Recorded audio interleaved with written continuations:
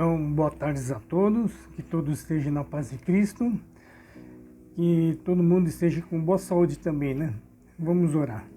Senhor Jesus Cristo, agradecer pelo nosso dia de hoje, que o Senhor possa estar aqui no meio de nós, que o Senhor possa estar tocando corações de cada um, para que nós possamos entendendo a Tua vontade, a Tua palavra, Senhor. Venha estar no meio de nós, Senhor, que o Senhor possa abençoar essa tarde, Senhor, que o Senhor possa abençoando todas essas palavras que eu vou falar, que seja da Tua vontade, Senhor. Toque os corações de cada um e dê muita saúde, segurança e paz para todos nós, Senhor. Eu te peço, te agradeço. Em nome do Senhor Jesus Cristo. Amém. Bom, o tema de hoje seria vento, a presença do Espírito Santo. Bom, hoje eu gostaria de compartilhar o sexto e o último símbolo que representa o Espírito Santo, que é o vento, né? Bom, desde o começo, a Bíblia já começa falando do vento, pois a antiga criação começa com o sopro de Deus, né? Foi quando Jesus soprou nas narinas do homem, que foi feito do pó e da terra, e o vento que entrou no seu nariz deu o fôlego da vida.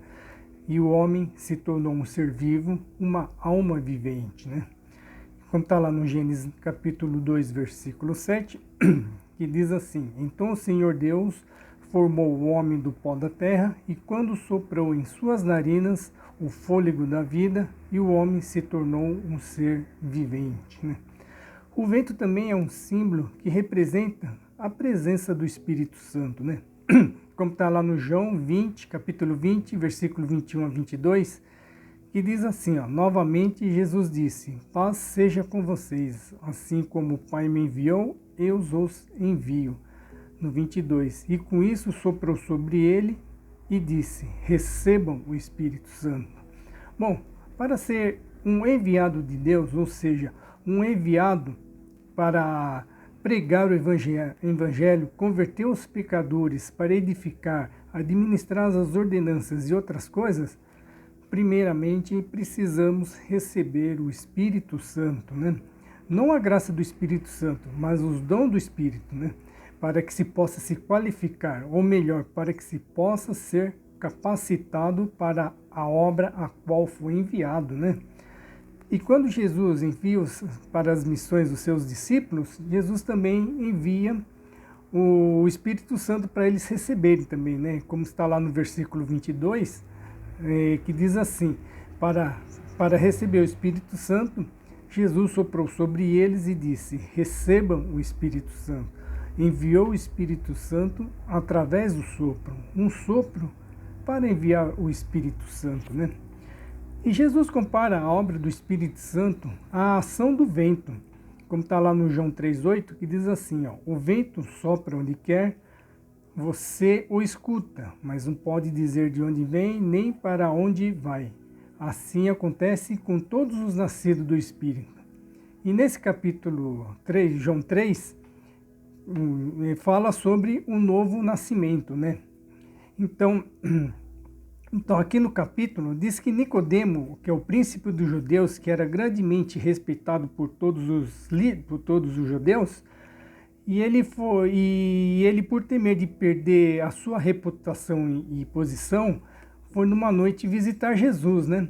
Pois ele queria saber se Jesus era mesmo o Messias. E quando encontrou Jesus, ele disse, ó, o Nicodemo falou assim, ó, nós sabemos que o Senhor é um mestre que Deus enviou, pois ninguém pode fazer esses milagres se Deus não estiver com ele.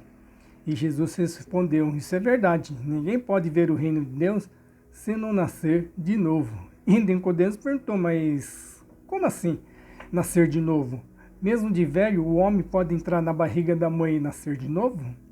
Jesus respondeu, eu digo que a verdade é que ninguém pode entrar no reino de Deus se não nascer da água e do Espírito. Ou seja, a verdade para entrar no reino de Deus, a pessoa precisa nascer de novo, não por meio de um segundo nascimento biológico, mas sim por um nascimento espiritual. Pois o nascimento espiritual é realizado mediante o poder da renovação e da transformação do Espírito Santo. Como está lá no versículo 6 que diz, o que nasce da carne é carne, e o que nasce do Espírito é espírito, né?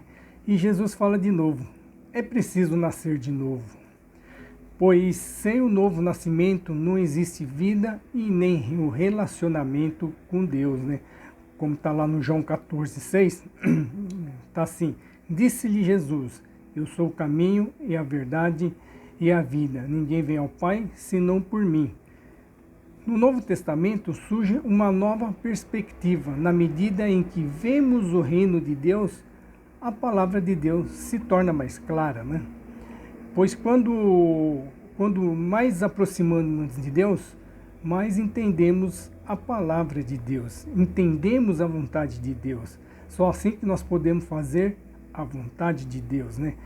Através do novo nascimento, somos apresentados literalmente, entramos a um novo domínio, né? Em que a ordem do novo reino de Deus pode ser realizado, né?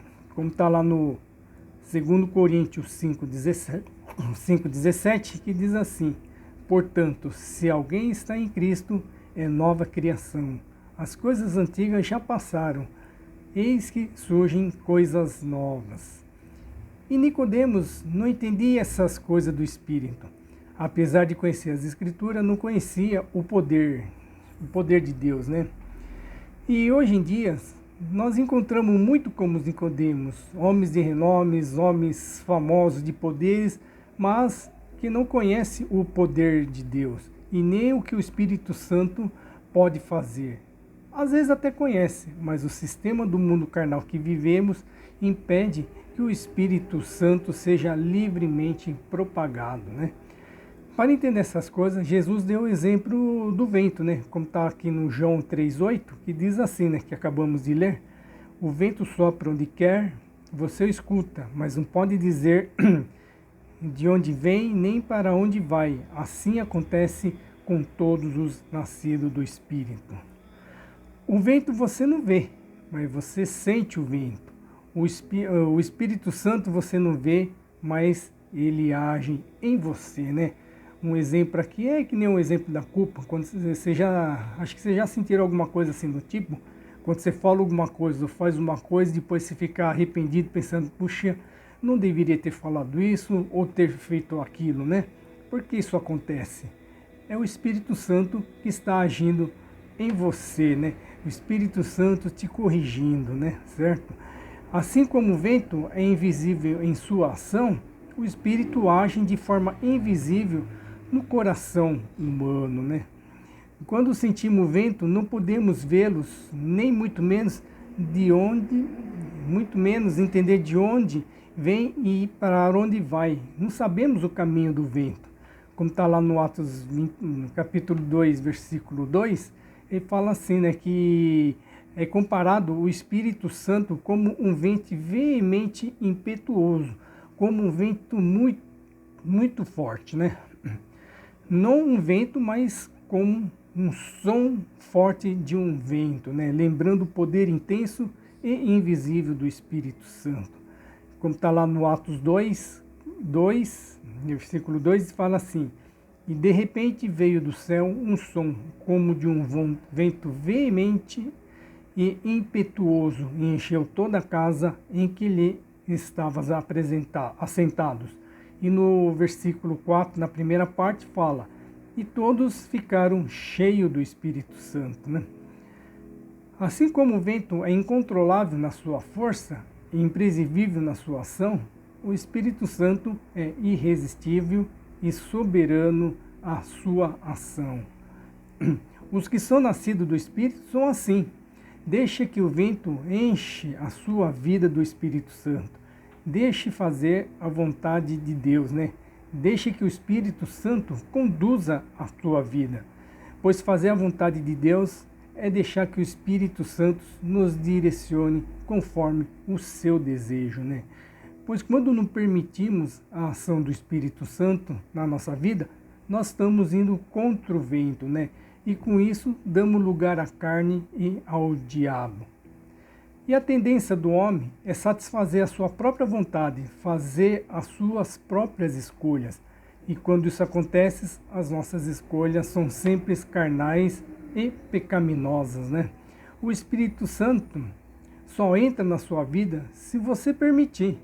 Caso contrário, quem entra, ou melhor, quem invade a tua vida é o diabo. Por isso, não devemos deixar o diabo entrar como? Deixando o Espírito Santo entrar na nossa vida. O Espírito Santo ocupa a nossa vida, não há lugar para o diabo, né? Então, ser nascido do Espírito Santo é isso. Permitir que o Espírito te guie, te oriente em todas as coisas da forma prática e diária da tua vida, né? Deixe que o Espírito Santo haja em todas as áreas da sua vida, né? Não deixando apenas uma parte para ele agir. Deixe agir em todas, né? O Espírito Santo, resumindo agora, o Espírito Santo é comparado pelo vento porque que através do sopro deu fôlego da vida, que tornou um homem um ser vivente, né?